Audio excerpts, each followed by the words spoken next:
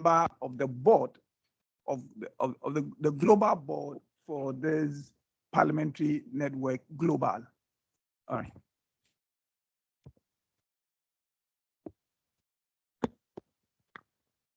My name is Kweku Kwati. I'm the Member of Parliament for Obuasi West, and I'm the chairman for the Ghana chapter of the network we're going to launch today. Thank you very much. My name is Gisela Tete Agbutui, Member of Parliament for Autu Senior West, and a member of the Works and Housing Subcommittee. I'm Richard John Mensah, Member of Parliament for Guma West in the Central Region. All right, thank you. Thank you very much. I think at this point, it may be helpful to also hear from our colleagues who are joining us virtually. We have the head of the Parliamentary Network, the Global Parliamentary Network Initiative within the World Bank with us, Mr. Kofi Chikata. It will be helpful to hear his voice so we know the system is working and that we will hear him when he starts speaking. Hi. So, Kofi, thank you very much, Honorable Kwatin. Yes, my name is Kofi Chikata, and my title is Head Global Parliamentary Engagement at the World Bank. And of course, we have the chair of the Parliamentary Network himself here, so I have to make that very clear. So it's a pleasure for me to join it. It's a delight to see the Ghana chapter being launched again, and it's a pleasure indeed. I see that the country director is there, so I'll just end it here. Thank you, Kofi. The country director of the World Bank is here. We may want to hear from him. Just brief self-introduction. Okay, hi, good morning. No, sorry, good afternoon. Confused with time now, everyone. And very, very happy to welcome you here. And those connected also, Pierre Laporte, I'm the country director for Ghana, based here in Accra, also responsible for Sierra Leone and Liberia. Before I was in Cote d'Ivoire, I was doing the same thing for a group of countries, and I have some experience in government back in my country and also previous IMF economist. So nice to be here with you. Thank you. Thank you. Now, at this point, we may want to hear from the Right Honorable Liam Byrne, who is a member of Parliament in the UK Parliament, but also the chair of Parliamentary Network Global. Honorable, if you are hearing us, you may want to help us hear your voice. Thank you so much. It's a real privilege and an honor for me to be able to join you.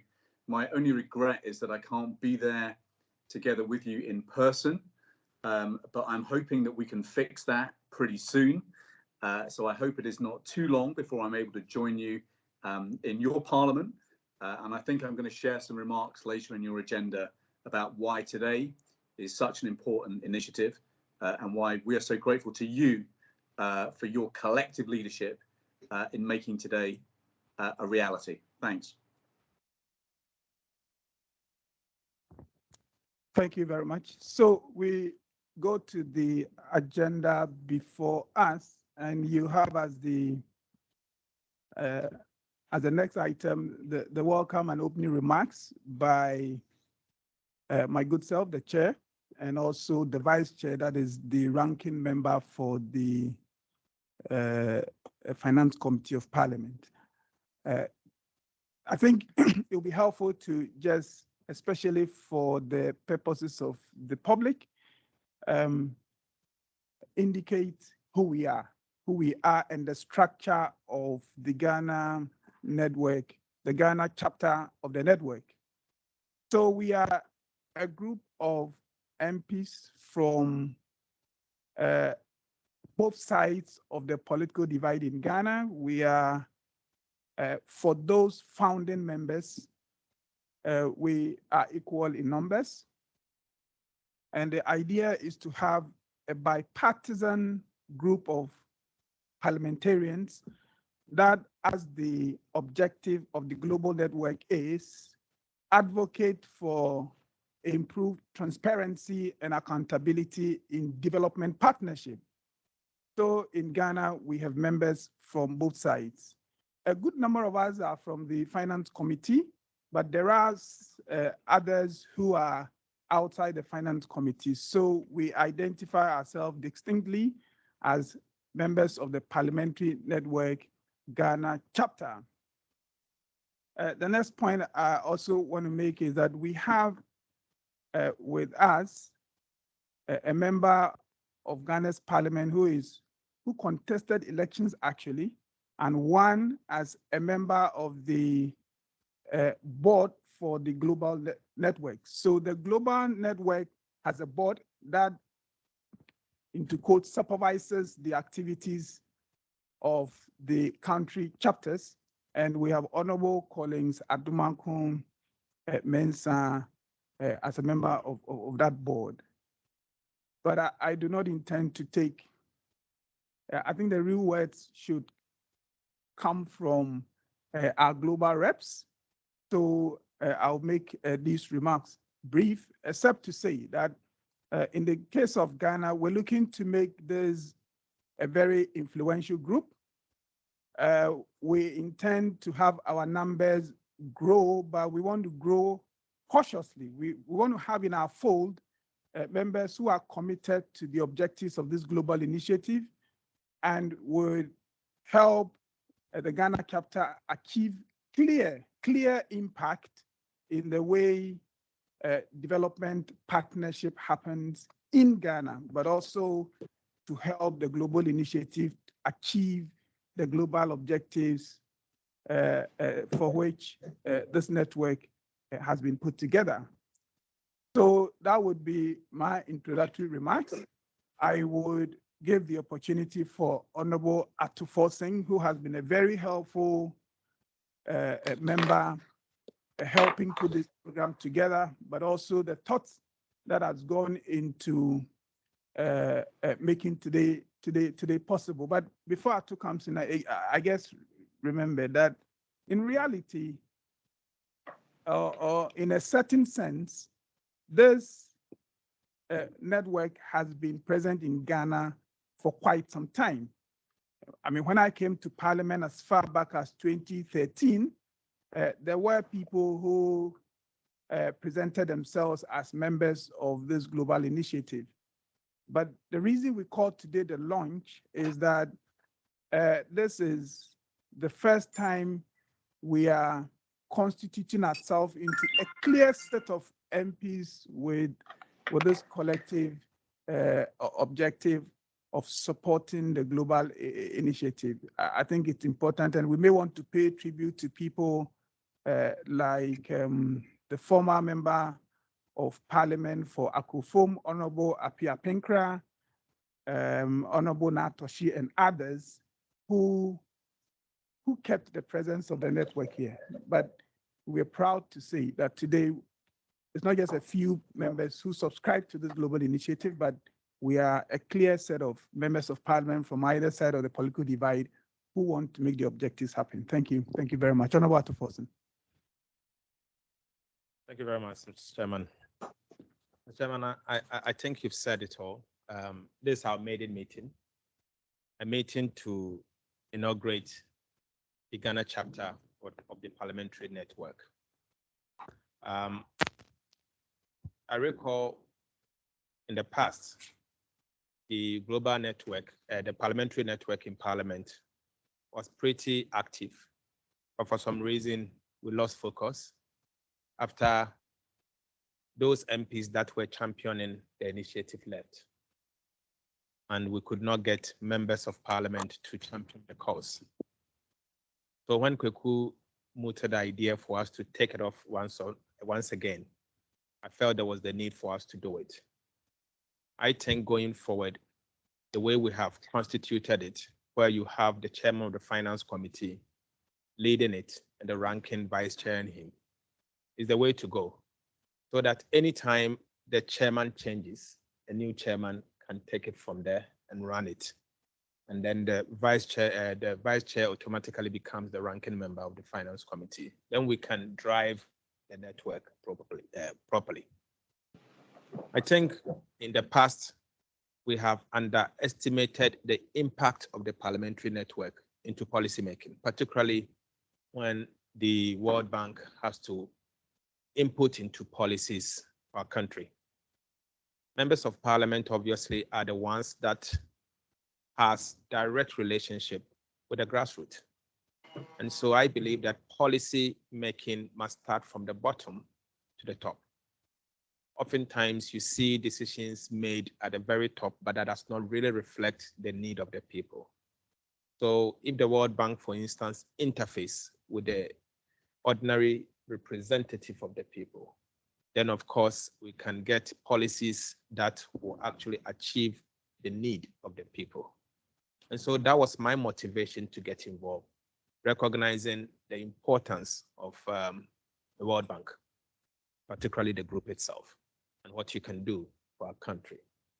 We can only thank you for your contribution to our country over the period, and we are committed to see this program to be a successful one. Kweku is an energetic man, and I believe he would drive this network to a very successful end. And I'm sure even when decide not to run again in Parliament, into Parliament, probably a new person would take it up to a level that we will be grateful. Thank you for the opportunity once again.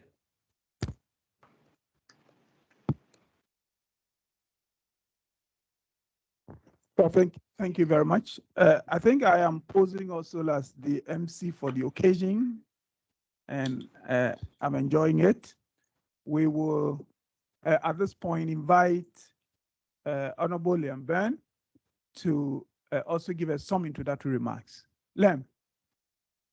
Perfect. Well, Kwaku, to my brother Collins, to everybody around the table, a huge thank you and congratulations on getting to today. By way of introduction, really there are just three things that I wanted to say to thank you and wish you the very best over the next few weeks and months as you get into your stride. But the first and most important thing is that I'm here today as the chair of the Global Network to deliver a simple message, which is that we love you, that we think the world of you, that we think you have an incredible future, and we are determined to help mobilize the global community to help you succeed. But you will be the architect of that future. And we all know as parliamentarians that politics is getting harder and harder and harder. I've just come to you from a school gate in my constituency here in East Birmingham. I have a residents' meetings with my constituents tonight. We're talking about the rise in fuel prices, the rise in food prices. We're worried about rising interest rates. We're worried about the spread of fragility.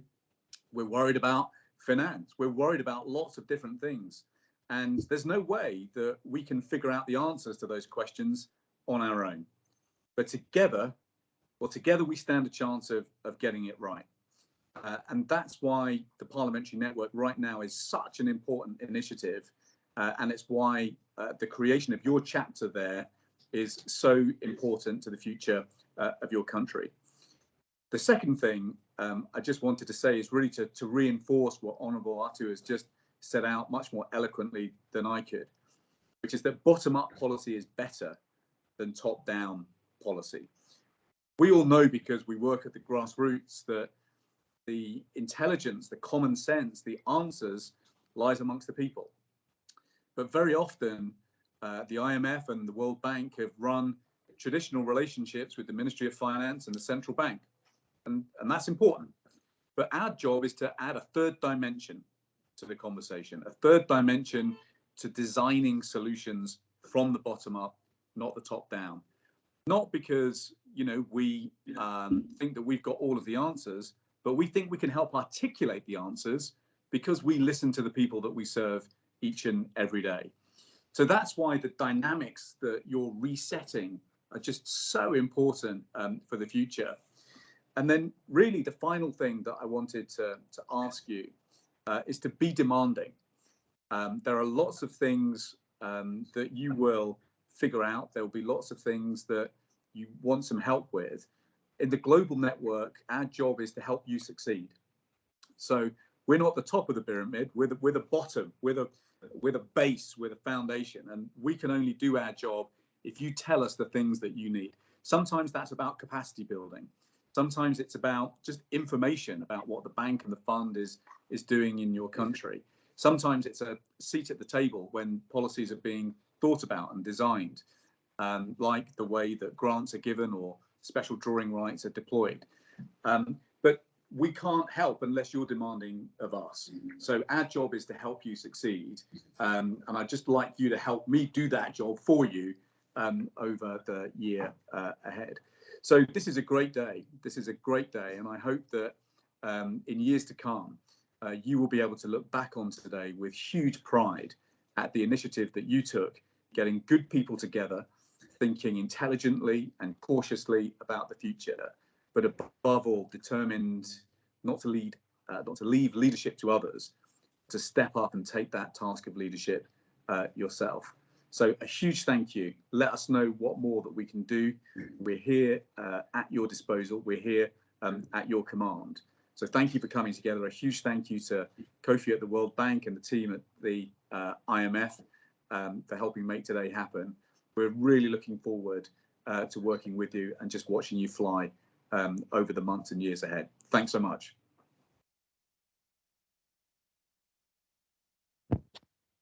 Thank you very much. We will go now to Honorable Collins Adumako Mensah, MP Ghana, and a member of the Parliamentary Network Global Board. Thank you, Chairman. Thank you, Chairman, for the opportunity. Let me begin by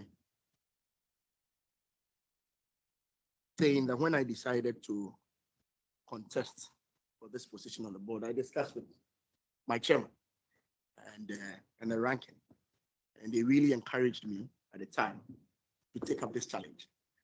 And so today, proud member of the board because of these two people who gave me a lot of encouragement. So thank you, Ato, and thank you, Chrissy, for the opportunity. And when Ato was speaking, he said he doesn't know whether you are coming back. I know you are coming back to Parliament.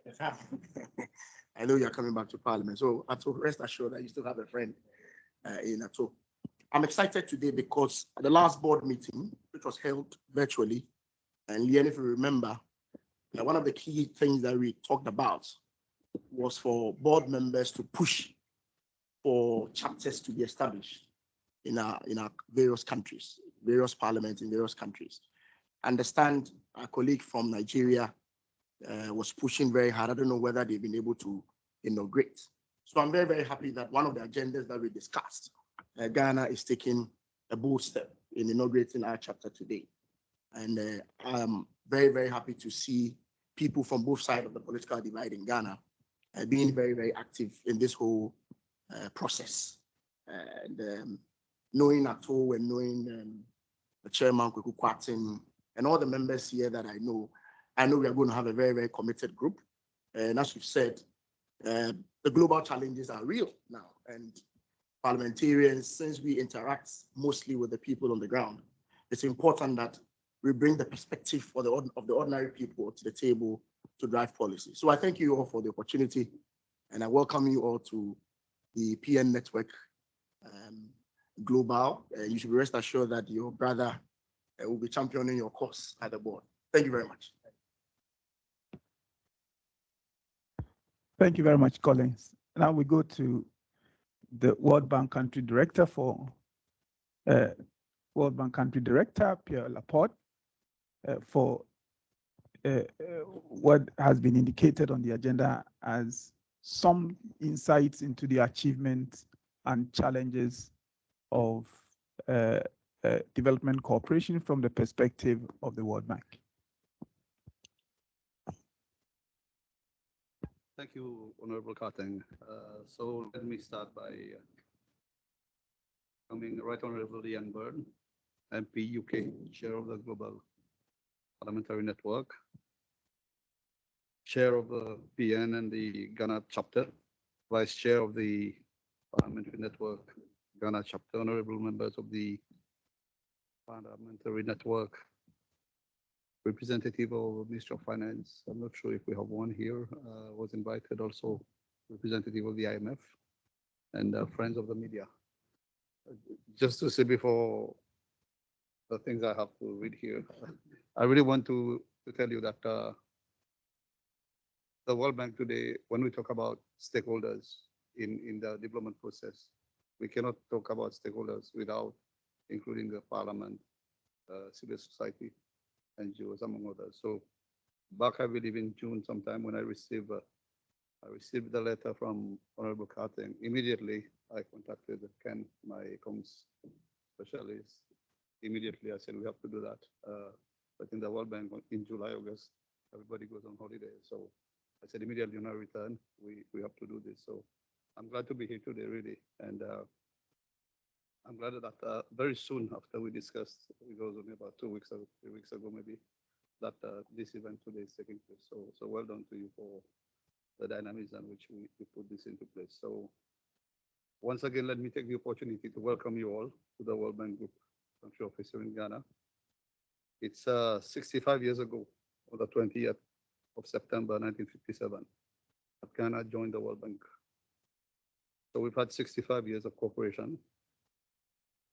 In fact, we started very strongly because Ghana was the first country south of the Sahara to receive the World Bank loan, the first World Bank loan to Africa. There was a construction of the Accra Dam. And of course, as we all know, Accra transformed Ghana. And our historical relationship has not been easy, but we have stuck with Ghana, respected our differences, and worked together around a common agenda. Ghana went through troubled economic times like many countries from the 70s. And since then, the country has unfortunately experienced diverse and mixed economic challenges decade by decade, including the 2000s and presently. What is important, though, is that like all partnerships, we have stuck with the country and will continue to do so and move forward together. The World Bank has since 1957 approved more than 216 projects and disbursed over $10 billion. And we believe that we have contributed to the continuous reduction of poverty in the country over the decades. However, our modest contribution might have been. And as we deepen our dialogue and support reforms in specific sectors, it is our hope that our work over the years through the national budget strengthens the way that sector ministries work with the Ministry of Finance to coordinate Ghana's development agenda and achieve results that Ghana has set for herself. And in this regard, I commend the good work and collaboration of the parliamentary committees, whether it's the finance committees and others, because as we know, development is just not about money. It's about what difference you make in including every citizen, in helping with poverty, in helping with infrastructure. So thanks for all your contributions and support. To really make a difference together and transform Ghana, we must really make sure that there is value for money in public investment for the delivery of basic services to citizens. We have worked on audit, public finance processes, and so on, and all that is fine. But the most important thing, I think, is that citizens around Ghana, including the parliamentary representatives, need to monitor and continue to oversee what is being done. This monitoring could greatly contribute to getting the best value for money. And if that happens, nothing can stop Ghana from reaching where it wants to be. And that's why I mentioned just before the importance of that you all play on these committees and subcommittees. Honorables, there is no denying that challenges remain. Not everyone in Ghana today has a decent job. Access to key services, especially in new urban hubs and in rural areas, is still low. And access to finance is still tough for many Ghanaian business people. Although Ghana achieved the first Millennium Development Goal of having poverty from 52% in 1993 to 53% in 2016, sorry, to 23% in 2016, which propelled Ghana to the forefront of poverty reduction in Africa and improved human development indicators considerably over the period, considerable challenge persists. Over 20% of Ghana's population still live in poverty, with the poor concentrated in the 5 regions of the north, where poverty remains above 50%. Nonetheless, despite the significant progress in many service delivery and human capital, like I said, disparities exist and continue to persist among many facets. The trends have been complicated by, at times, unsustainable and unconventional exploitation of natural resources and its high susceptibility to climate change. The dominant natural resource sectors such as gold, oil, and timber have not generated the jobs needed to lift large numbers of people in Ghana out of poverty. The COVID-19 pandemic and the Russia-Ukraine war has further interrupted Ghana's growth and exacerbated macroeconomic and structural challenges, including debt vulnerabilities and energy sector fiscal risks, which I'm sure many of you have heard me talk about a few times. High fiscal deficits and increasing public debt have now elevated Ghana's country risks, limited foreign direct investment in non-commodity sectors, and increased the cost of finance for many private businesses. So despite these challenges, Honorables, I'm convinced that Ghana can and will sustain its low and middle income country status to become a fully fledged middle income country. The World Bank Group reiterates its continuous support to help in that process. So, ladies and gentlemen, I believe that the World Bank Group has played a significant and positive role in Ghana. Today, we bring approximately $500 million annually in support for various sectors, including roads, energy, water, health, education, skills, governance, name it, to assist to improve the business environment. But in the end, we are only part of the solution. The solution really lies with Ghana and Ghana and its people. We will be there with whatever we can do to support the new thinking, to contribute in national experience, knowledge, and data, and to provide financing. I am therefore happy to see the relaunch of the Parliamentary network of the World Bank IMF Ghana chapter today. So let me take this opportunity to also commend the leadership of Honorable Kwabena Appiah Pinkrah and his team, who first launched this chapter on 14th July 2011, and the present leadership of Honorable Kweku Karten and Honorable Ato Kasiel for relaunching it. And in the context of our outreach activities, I can assure you that we will continue to work closely with the Parliamentary network of the World Bank and the IMF in the implementation of the World Bank Country Program Partnership Framework, the CPF, which seeks to support Ghana in its recovery from the pandemic and to lay the foundation for resilient, inclusive, and more sustainable development, supported by a strong private sector to realize Ghana's aspirations of becoming an economically self-reliant country with greater opportunities for Ghanaians. The Country Partnership Framework reflects the World Bank's group commitment to work with the government and the people of Ghana in their pursuit of becoming an economically self-reliant country with greater opportunities for Ghanaians. And I would like also to say a quick thank you to my colleague, Kofi, who was here in this office and was now in Washington, who I know has been very much involved with this. So, Kofi, thank you for your support. So on this note, let me once again thank you for being here today, and thank you for the great partnership. I'm looking forward to work with you. Thank you. Thank you very much, Pierre. At this point, I would like to recognize the presence of Dr. Emmanuel Mafo, MP for Oforikrom, who is a member of this network. Now, the next on the item would have been some insight into the achievements and challenges in development partnership from the perspective of the IMF. But as would be indicated, when we also get to the item for the finance ministry, we all know that this is a very busy time for them. And so when we did extend the invitation, we got some feedback that they're going to have challenges, especially around this particular time. So we would do without the that insight. Okay, so I represent them as Honorable Ato has suggested, but that probably provides us with a little more time to go into the general discussions, because the media is here, and even for ourselves, the World Bank is here, the global leadership is here.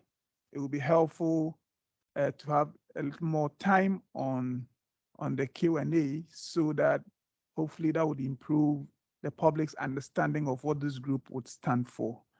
So without any further ado, I would, with the permission of honorable members here, open the floor for questions, suggestions, or anything that would help this group achieve the kind of influence we want to bring to bear on how these development partners work with the leadership of the country in improving the lives of people, but also to contribute to the global agenda. So the floor is open. All right, Honorable Achampo.